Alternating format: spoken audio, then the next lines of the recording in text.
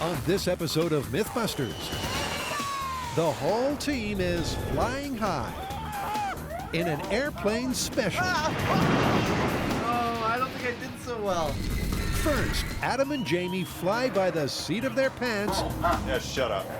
in a state-of-the-art simulator to see if a novice pilot can be talked down by air traffic control. Pull your nose up and give it power. Oh my gosh, coming in really fast. Then, Carrie, Tori, and Grant get gnarly with 3 skydiving movie myths from action flick Point Break. Adios, amigos! Oh, shucks! Buster gets the push to find out the free fall time from 4,000 feet. Oh my God! Grant discovers if you can have a conversation in midair. so excited. And Tori lays his life on the line in a high-speed chase at terminal velocity to see if it's possible to catch someone up in free fall. Dude, that was incredible! Who are the MythBusters? Adam Savage That was awesome. and Jamie Heineman. Mush. Between them, more than 30 years of special effects experience. Arise, my son. Joining them, Grant Imahara, Warning. Tori Belleci, It's getting dangerous now, and that's how we like it. and Carrie Byron. That is messed up! They don't just tell the myths, Wow, I can feel the pressure. they put them to the test.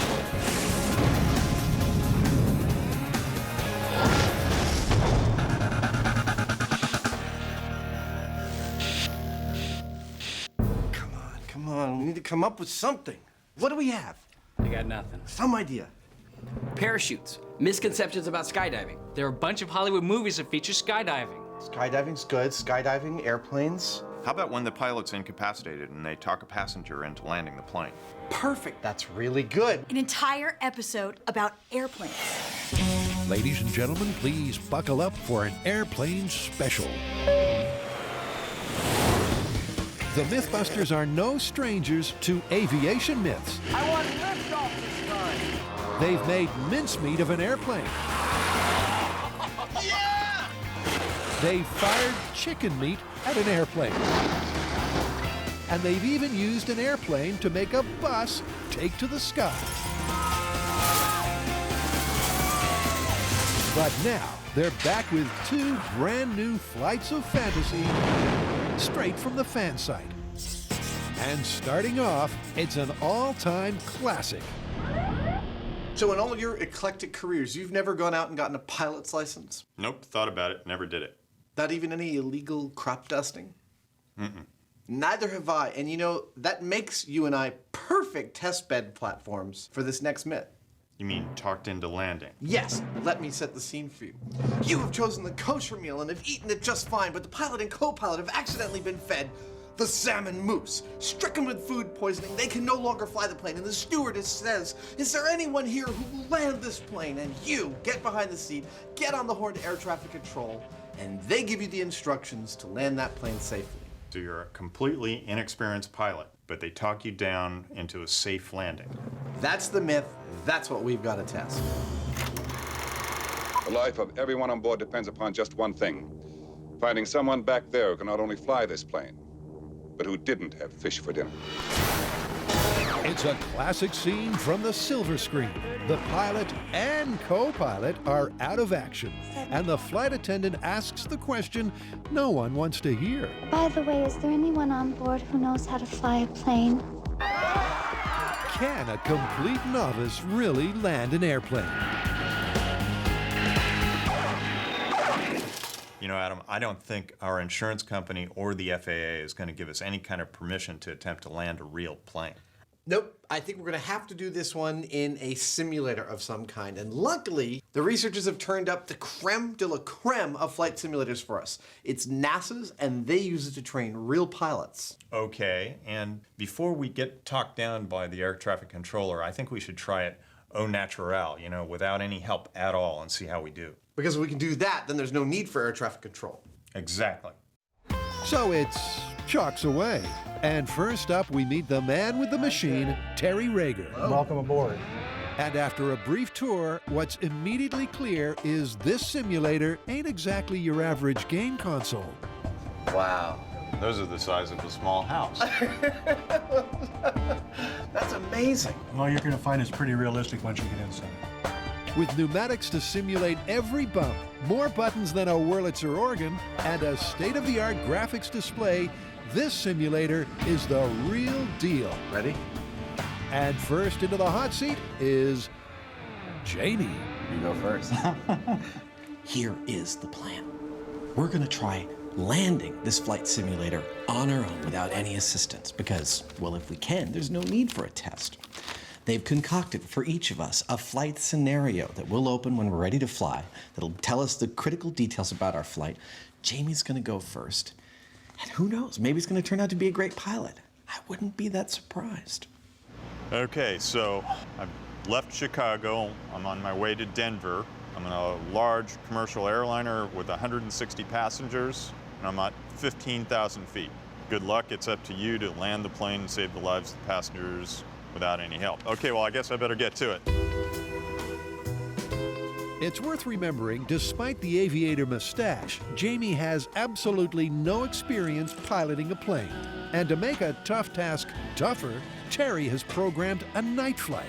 So Jamie will be quite literally flying in the Twilight Zone.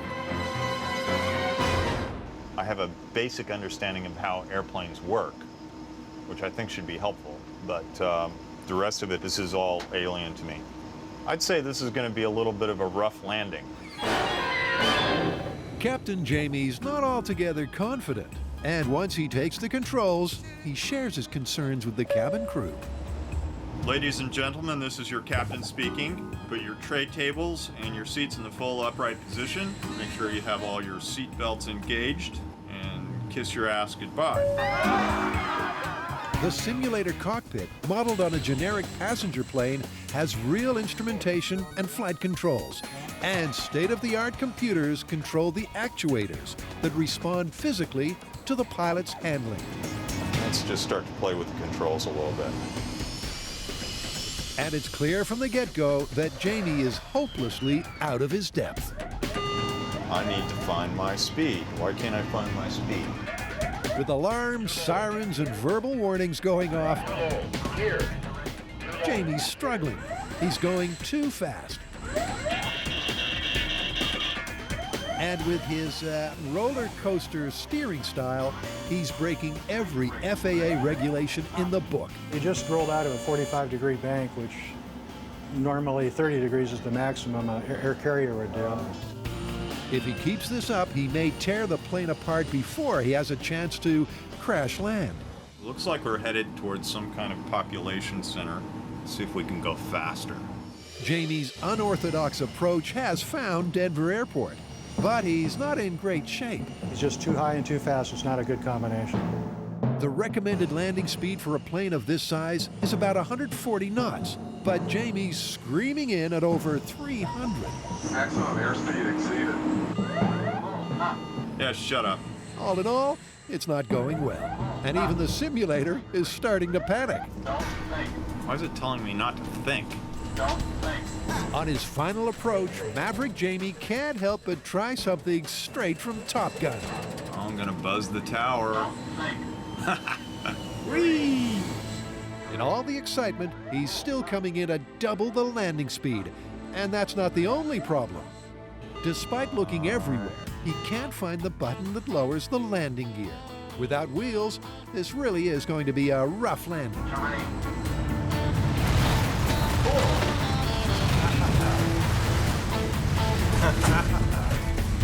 Jamie hits the deck, putting the Terror into terra firma. A crunching, shuddering skid ends in disaster. Lucky it's just a simulator. Please exit only by the front doors. Unfortunately, I died, and all of my passengers and crew died along with me. He was too high, too fast most of the time. He was using gas at quite a rate and never found the landing gear lever. So he was kind of really at odds with the aircraft. So landing a passenger jet without experience or help is nigh on impossible. unless Adam can prove otherwise. The hours of flight time I have total in simulators and real planes, 0.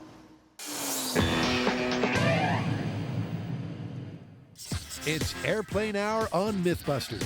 And next, a myth that's sure to get your adrenaline rushing. Airplanes, so what do we got? Okay, we got a triple bill of myths about what happens when you fall out of them. All right, let's hear them. Okay, there's a skydiving scene in the hit movie Point Break. And amazingly, all 3 myths come from the same scene. 3 myths in one scene, that has gotta be a record. So what are they? All right, well, hold on to your hats, grab your popcorn, because it's time to point the finger at Point Break. I know you want me so bad it's like acid in your mouth, but not this time. It's movie magic at its best. In Hollywood heist movie Point Break, Adios, amigos. Patrick Swayze jumps out of an airplane, taking with him the last remaining chute. More than a little upset, Keanu Reeves has no option but to follow without a parachute. So now come the myths. Myth 1. By streamlining his body, Reeves catches up with Swayze in free fall, despite the 15-second head start. Myth 2. After they meet in midair, they have a full-on shouting match. And myth 3, the whole scene lasts over 90 seconds, even though the plane's original altitude was only 4,000 feet. Will these myths come crashing back to Earth? All right, so what's the plan? Well, I reckon we should just get an airplane and go for it. First off, I want to test if it takes more than 90 seconds to fall only 4,000 feet like the movie. Cool. You know, while we're at it, we should test to see if you can actually have a conversation while you're in free fall. Yeah, we just jump out of a plane, see if we can hear each other. Awesome. And when we have the answer to those 2 things, we'll come back to the shop, and then we can figure out how to tackle free-fall catch-up. All right, let's take to the skies. So it's parachute pandemonium as the team gets ready to explore a trilogy of perilous Point Break myths. And like all Hollywood action movies, they're starting with a bang. We've come to Skydance Skydiving in Northern California. Not only have they got 20 years of experience, but they've also got planes and they've got parachutes. So it's the perfect place for us to put these Point Break myths to the test. And first up, it's the 4,000-foot drop test. The first test that we're gonna do, there's a scene in Point Break where Patrick Swayze jumps out of a plane at 4,000 feet and he free falls for like 2 minutes. We're gonna fly up to 4,000 feet. Carrie's gonna push out the human simulate, and we're gonna see how long it takes for the dummy to hit the ground. Normally, you would think, this would be a perfect job for Buster. He's not afraid of being caught on fire, being exploded. Lots of things happen to Buster. This is a little bit too dangerous, I think. So instead of Buster, we're using our simulate. Simulate's dime a dozen. Buster, he's one of a kind. So for test 1, it's the simulate that's going to take one for the team. And Carrie, after a quick pit stop, is going to be the one to push him out. Patrick Swayze jumps out of his airplane at 4,000 feet and has about 1 minute and 52 seconds of free fall. So we're gonna go up, push our simulate out at 4,000 feet and see how long it takes him to impact the ground. We're all ready to start this test. We're going to destroy a little bit of movie magic. Complete with smoke canister, the simulate will be easy to track as it falls from the sky. And doing the tracking will be Grant and Tori. It's like we're storm chasers. But Tori doesn't realize how right he is. When the guys arrive at the landing site, the weather is closed in. I see them. They're circling. Where? They're right there. They just went behind the clouds. See right there? Okay. That's a bird, dude. The cloud cover looks like it might scupper the test, meaning that Carrie may not get the chance to scupper the simulate. Fortunately, we're having a few problems right now with our drop zone. The cloud cover has come in, and it's kind of blocking our ability to toss the dummy out, so we may have to abort. But then, miraculously, the clouds around the drop zone are giving the MythBusters a window of opportunity. We can totally see you guys. Carrie, what's your altitude? We are at 4,000 feet, ready to drop when you are. All right, Carrie, we are all ready to go. With the cloud cover lifted and the correct altitude reached, it's go time. And as the simulate is elegantly shown the door, Tori starts the stopwatch to time his fall. Wait, there it is. Oh my God, look at him go. Remember, the Point Break scene lasted over 90 seconds. How long will the simulate last? Ouch. Oh my God! He got cut in half! Oh, wow. So that's what they look like inside. His back totally split and his guts are all over the field. Split in half and leaving a simulated Swayze-sized crater, that's one busted simulate. But is the first of the Point Break myths also busted? So how long did it take? That was 31 seconds. There's no way. In the movie, he's like a minute and a half, 2 minutes free fall. He would die. Yeah!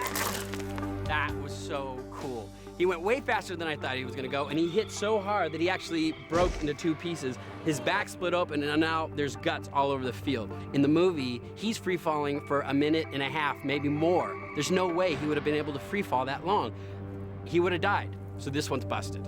Just like our simulate! Ugh. It's strike one against Point Break. So bring on myth number 2, where the simulate is out and Grant is in. It doesn't really fill me with a great sense of joy to see what could potentially happen if something went horribly, horribly wrong.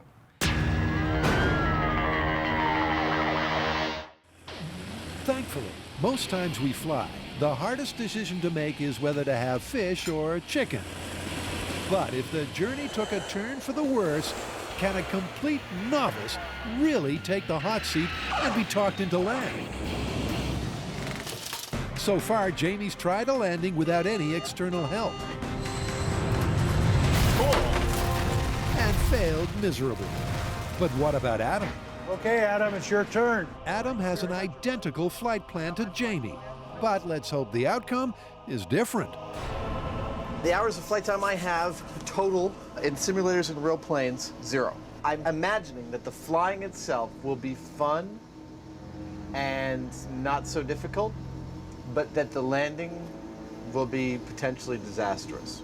Like Jamie, Adam's hardly confident, and once he takes the controls, it's pretty clear why. Oh, I'm actually flying. Oh, wow. What? I don't know what to do. Oh my God. The overwhelming array of instruments and alarms are, well, overwhelming and alarming. Terrain, okay. That means I'm really close to the terrain. Adam has no idea what his altitude is, and with the airport some distance away, he flirts with a hard and premature landing. Okay, I'm pulling up. All right, I'm pulling up. I am. With the passengers now using their sick bags, Adam's speed has dropped so low he's stalled, and that leaves only one outcome. Oh, jeez. Okay, wait. Oh,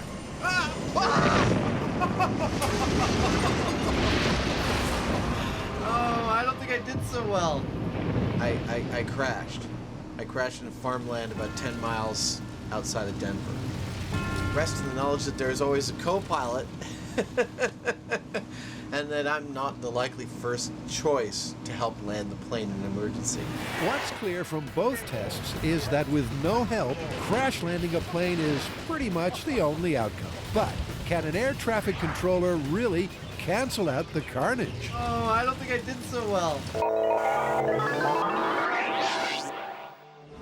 The guys are testing 3 skydiving myths from the action movie Point Break. And so far, the simulate has shown that free falling for a minute and a half from an altitude of 4,000 feet is busted.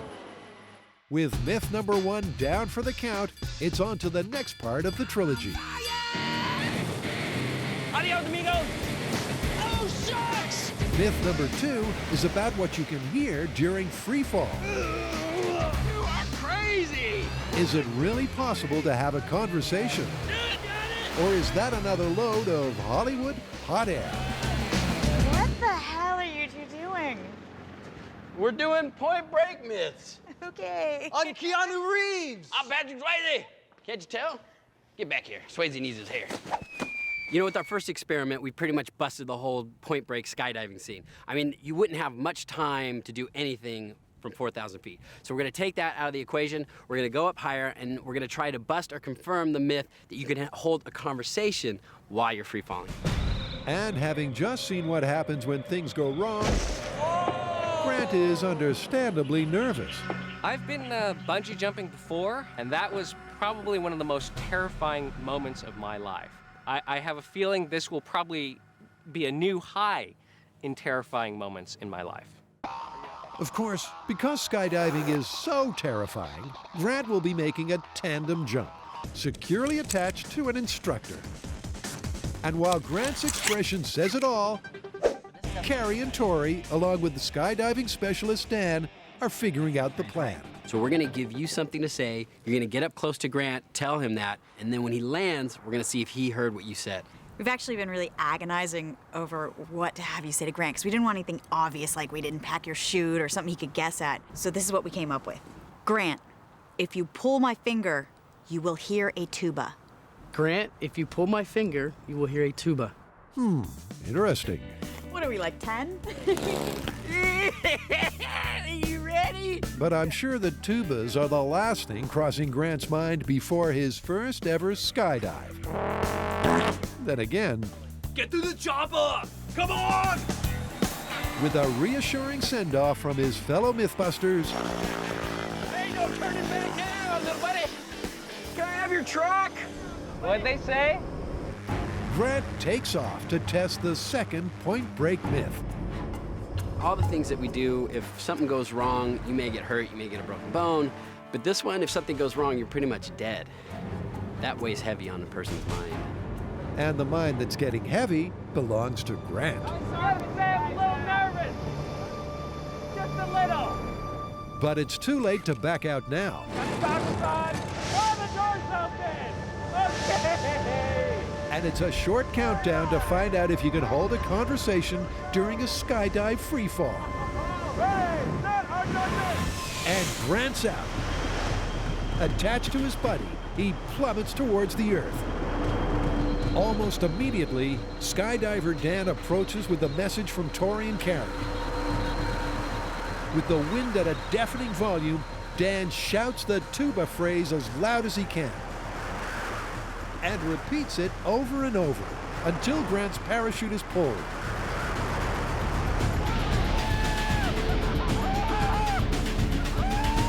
Once he slows down, you can hear his screams from miles away. Do you hear him screaming? Is that Grant? I thought that was some kind of weird bird. But it seemed to be a different matter entirely during free fall. Grant, land like you know what you're doing. All right. Nice. You did it! I'm alive! I'm alive! I'm alive! Grant may be alive, but was the Midair conversation music to his ears? Or was Grant brassed off that he couldn't hear a thing? Did you hear what he said? I couldn't hear anything. All I heard... Are you at all curious what the phrase was? Absolutely, what was it? If you pull my finger, you will hear a tuba. She came up with that one. So no tuba lessons for Grant today. And it sounds like Point Break skydiving myth number 2 needs a sound check. Yeah, that looks so excited. Okay. That was amazing. I mean, we're up there and the wind is rushing past me and the sand came in. He was right in my face and he's saying blah, blah, blah, blah, blah. But I could not hear anything. All I could hear was, can you have a conversation in free fall? Absolutely not. Flying a plane requires hundreds of hours of training. And on this airplane hour of MythBusters, it's clear to see that every single minute of that time is well spent. Because Adam and Jamie have just shown that newbie pilots don't exactly pass with flying colors. Oh, I don't think I did so well. Now it's time to see if we can be talked down by an air traffic controller. So Terry is going to be that person, and he's going to try and talk us down using only the information that an air traffic controller would have access to, as well as feedback from us via the radio. We'll see what happens.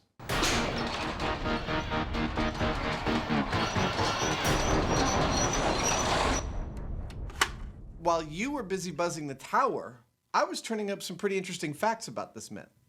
Which was? Well, it's never happened. What's never happened? No passenger has ever been talked into landing by air traffic control on a commercial airliner. There's simply never been a case where both the pilot and the co-pilot have been removed from the equation. Well, I guess this is another case of things happening in the movies that don't happen in real life. It's not going to stop us from going for it, though. We hope you enjoy. So if you hear a flight attendant announce this, By the way, is there anyone on board who knows how to fly a plane? you're most likely to be in a cinema. But in theory, could a novice be talked down to land by air traffic control? Just want to tell you both good luck. We're all counting on you. So Jamie's just about to go in and get talked into landing, and get this, even though he's been flying since he was 16, Terry has never talked anyone into landing. It is not part of any pilot's training. So this is a first for everybody involved. Jamie once more mans the hot seat. To make conditions different from Test 1, Terry's added a significant tailwind and some turbulence to boot. So now it's down to him and Jamie. And first up is a little Cockpit 101. Screen straight ahead that has the blue and the brown on it. That is your primary flight display. Terry carefully explains to Jamie exactly what all the buttons and numbers mean. See, that says landing gear. I was looking for that earlier. Okay. And with that nailed, it's time to put the myth to the test. Roger, I'm at 230 degrees. Airspeed is 216 knots. That's good. You're in good shape. With the expert instruction, Jamie started well. But traveling at around 300 miles an hour, things can quickly go wrong. I'm at 5,760. Oh, pull your nose up. Pull your nose up and give it power. Give power. Climb back up to 7,000 feet. Remember, Terry can't see any of the instruments in Jamie's simulator or the graphic flight path. And the stress of flying blind, coupled with that near miss, is starting to show. Okay, what's your pitch out attitude? Where's the square in relationship to any of those marks? I'm at 5 degrees over. Very good. Finally, Terry gets an eyeball on the incoming jet, and they begin the all-important landing sequence. Okay, I can see you from the tower now. Do you copy? Right. Okay. What's the REF speed again? REF 133. Okay, does it look like you're going to make the runway?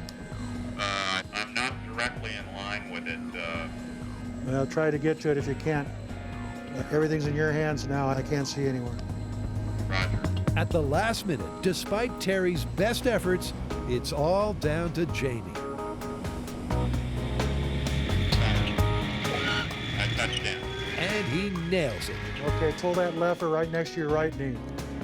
The plane might be on the ground, but it's still moving at over 150 knots. So it ain't over yet. Steer with your pedals if you have to. Let us know when you're stopped. I'm stopped. Congratulations, Shabby, you made it. Remarkable. Jamie's ended up dead center on the runway. Plane, passengers, and crew are all completely fine. Landing the plane without any help, hard. Landing the plane with somebody talking you through it, not bad at all. I think the key thing to remember about this getting talked into landing is the talking part is really important. I mean, without that, all this is a bunch of gibberish. I don't think that there's any doubt that somebody can be talked down. Maybe it hasn't actually happened except for in the movies, but we just did it in a simulator. This is designed to simulate the real deal, and it wasn't that hard. But the decision on whether this myth is a birdie or a bogey will have to wait until Adam takes a turn. Next is the free jumping. Watch him as he drops like a bird. Ever since people invented planes, they've wanted to throw themselves out of them. Parachute jumping is not a sport, but a science. Some would say it's a science, but as Carrie, Tori, and Grant have found out, it's also shrouded in mythology. Not looking too good for Point Break. Yeah, the whole idea that you can jump out of a plane at 4,000 feet and it'll take over 90 seconds till you hit the ground, it's totally busted. We dropped the simulate, it took 31 seconds before he hit. Yeah, and trying to have a conversation in free fall, totally impossible. That one's busted too. Okay, so the myths are 0 for 2, but we still have to test free fall catch-up. That's the one where Patrick Swayze jumps out of the plane with the only parachute, gets into skydiving position, and then Keanu Reeves freaks out 15 seconds later, jumps out with no parachute, but gets in a streamlined position and catches up to Patrick in 45 seconds. Well, you know, there is a lot involved in this one. There's human surface area, wind resistance, terminal velocity. I definitely want to go to the skydive facility and test this full scale, but before that, I want to do a few small scale tests, just to nail the science. All right, well, hurry up with your small scale tests because I want to go skydiving. Yeah! It's the biggest test of the Point Break trilogy of myths.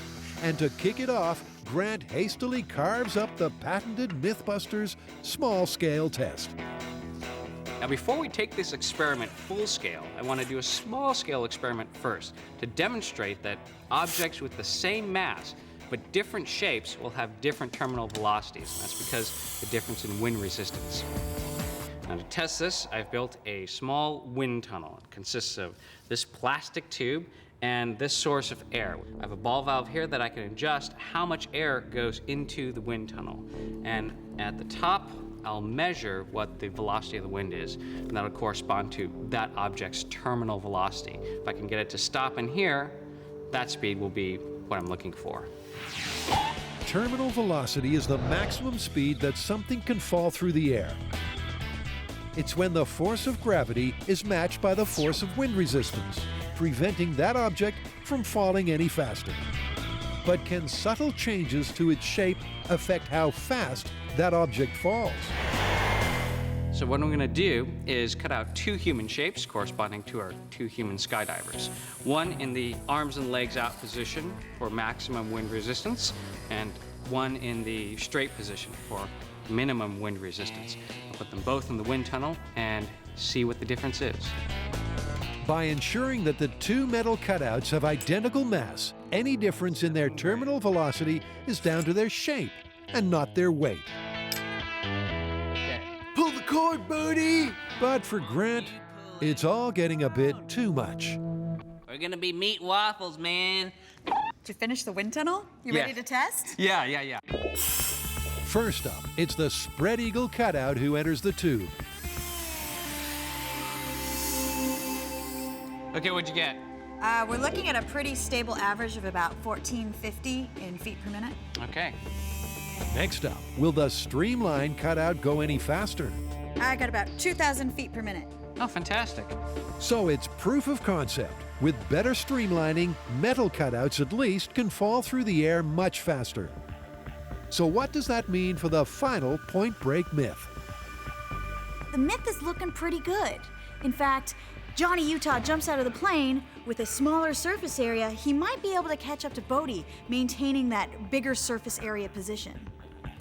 The next step is to take this into a real-life scenario. We're going to go to a wind tunnel and try it on ourselves. No sooner said than done. iFly San Francisco is one of the most advanced terminal velocity wind tunnels in the world. 4 massive fans with a total of 1,000 horsepower can move 1.3 million cubic feet of air per minute. And it's the perfect place to go up a gear on this monster movie myth. Okay, so we're here to see how changes in wind resistance affect terminal velocity. So what's the plan? I say we just get in there and try different body positions and have some that are more wind resistant and some that are less and see how we behave. So that's the plan. And once they're dressed to kill, we're gonna go to some hot nightclubs. It's time to point the finger at Point Break.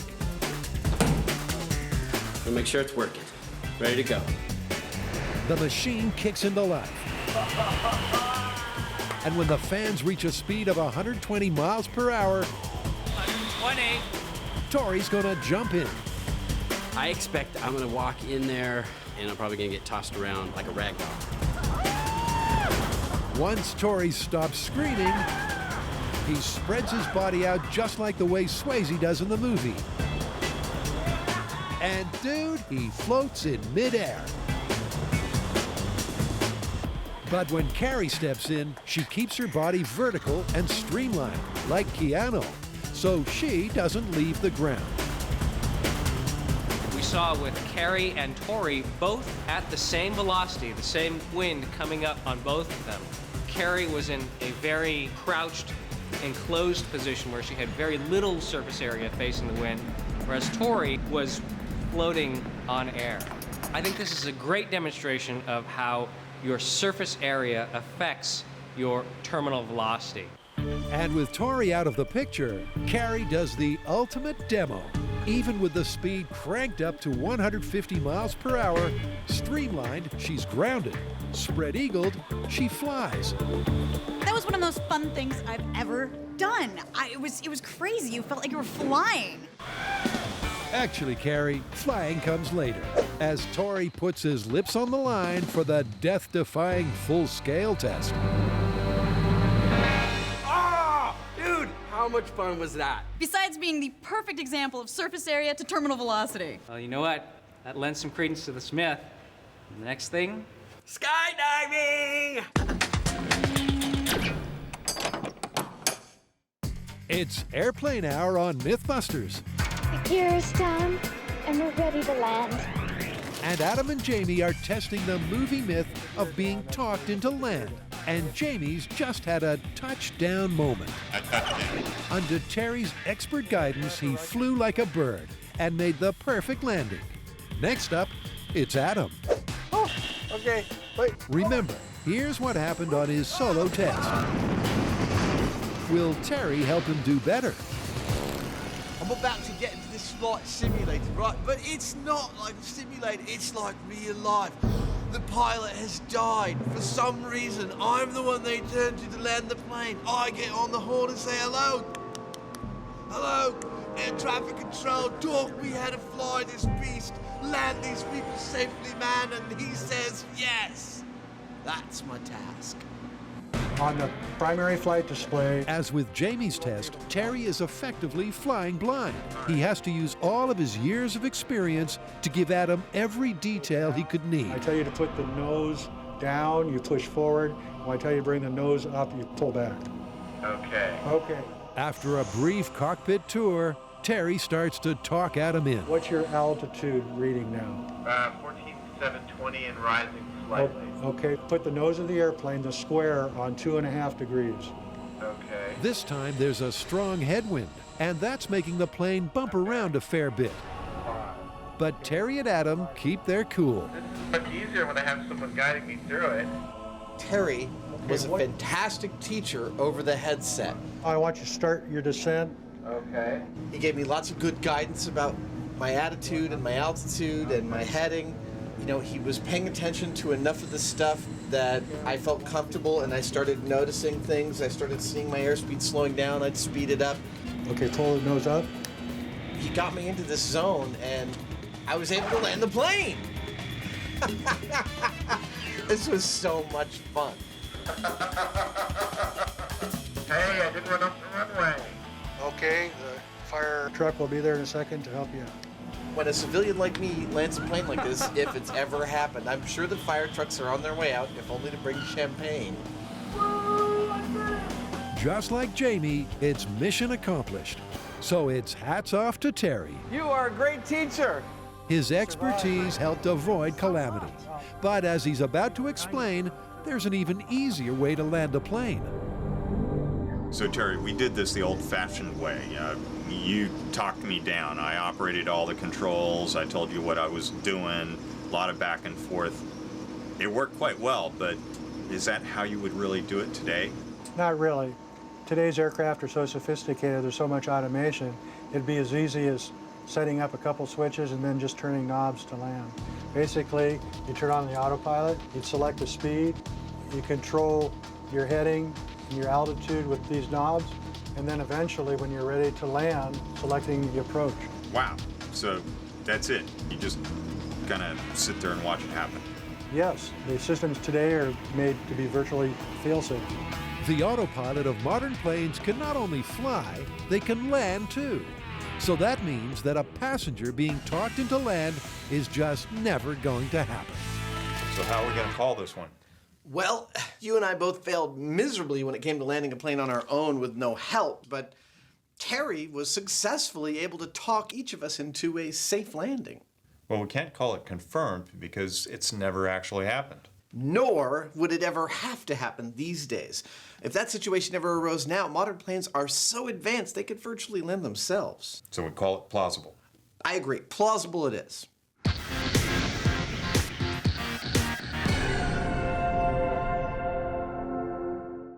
The team has been flying high testing skydiving myths from the action movie Point Break.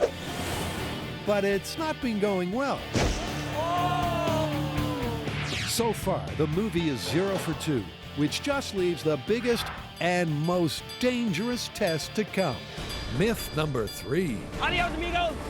The grand finale is the free fall catch-up myth. Is it really possible to give someone a 15-second head start and still catch them up in free fall because of your streamlined body position? You are crazy! In the wind tunnel proof of concept, the myth looked promising. But the guys won't know for sure until they take it to the max and jump out of a plane. So it's back to Skydance skydiving, where Tori is just about to risk it all to get his wings. Tori is doing this last jump tandem, and we have a skydiver that's going to be chasing after him to see if he can catch up.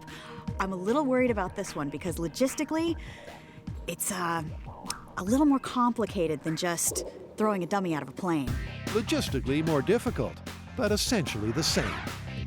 We really need to test this myth? Afraid we do, Tori. Amazing as it sounds, the man who has shown the red rag to a bull This is starting to feel like a bad idea. been dragged behind a horse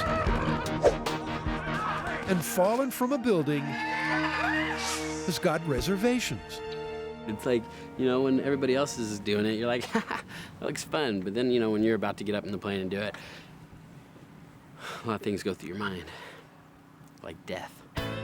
Relax, Tori, because you'll have Carrie to hold your hand on the way up, just not on the way down. Okay, you guys, this is the big one. It's the free fall catch-up. So you jump out, get a 15-second head start, and somebody else jumps out and tries to catch up to you. I'll be timing the whole thing. Once you jump, I start the timer, wait 15 seconds, then I'm going to signal your catch-up diver and let him go on after you. All right, let's do it. It's a dangerous test, so let's get the plan straight.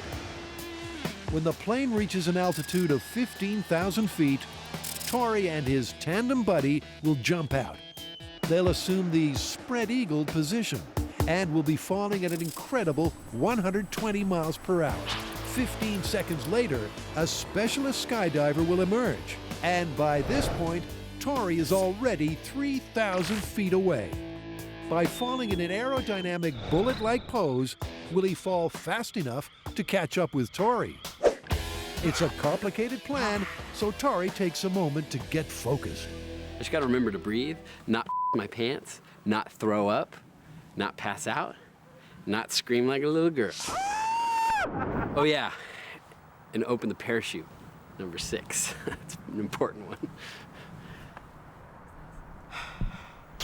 As the free-fall catch-up express taxis, what does Grant, the veteran of one skydive, think is going to happen? I'm taking your tools! So we found that just by changing your body shape, by making yourself more streamlined, you can pick up a significant amount of speed. Now, whether that's going to be enough for someone to catch up to another person over a 15-second head start, I just don't know. So Grant's convinced that this myth's a flight of fantasy. But back up in the plane, it's all too real for Tori. Is it too late to change my mind? Too late now. You're going out the door. There's no turning back. It's time to make like Patrick Swayze and say, adios, amigo. The plane hit 15,000 feet. Tori's reminding himself to breathe and his eyes are bugging out. The tandem skydiver pushes him to the edge right outside the door. He jumps. Tori and his buddy assume the spread eagle position, and a small control chute ensures their terminal velocity is 120 miles per hour. matching Swayze's speed in the movie. I count 15 seconds so that I can signal the catch-up skydiver to jump out after him. He just soared down as fast as a bullet, and then everything just kind of went white. At the moment catch-up skydiver Nick bails, Tori was already 3,000 feet away. But by assuming the bullet position, Nick hits an incredible top speed of 250 miles per hour. More than twice the speed of Tori, and very, very dangerous. Incredibly, after only 20 seconds, and just as Tori is about to deploy their chute, Nick not only catches up, but he actually overtakes them. It's a mind-blowing result. Dude, that was incredible! That was insane! Totally back down to earth, dude, and the screams of excitement just don't stop. Nice! Dude! That was insane! So, did the guy catch up to you or what? Yeah, we jumped out. 15 seconds later, he jumped, and right as we pulled our chute, he was like right next to us. You're kidding! He ain't kidding, Greg. Even with Tori's 15-second head start, Nick, the chase skydiver, covered nearly 7,500 feet in only 20 seconds, catching up with Tori just in time. Right before we pulled our chute, I looked over, and the guy had caught up. We pulled our chute, and he kept going. So we confirmed this one. And I didn't wet my pants! So it turns out, given enough altitude, you actually can jump and catch up to someone who has a 15-second head start. I personally didn't think that you could actually get up that amount of speed in that amount of time, but looks like I was wrong. The first two tests might have looked a little shaky, but it's a big thumbs up for Point Break myth number 3. And courtesy of a great action movie, it's been an adrenaline-filled time. All that's left is for the team to wrap it up. All right, so let's have a summary for today. 4,000 feet. Is that busted, plausible, confirmed? That one's busted. All right, free fall conversation. Busted. Yeah, I got the answer for this one. Totally busted. No way you can hear anything while you're in free fall. And then finally, can you catch up to someone? You can absolutely catch up to somebody. With a 15-second head start. That's incredible. Oh, good job! What a It's great a long day. day. We got a good walk off into the sunset. All right, let's go. Are you excited? It was your first skydive. Oh my gosh. That was a great day. How are you gonna top that one? I don't know.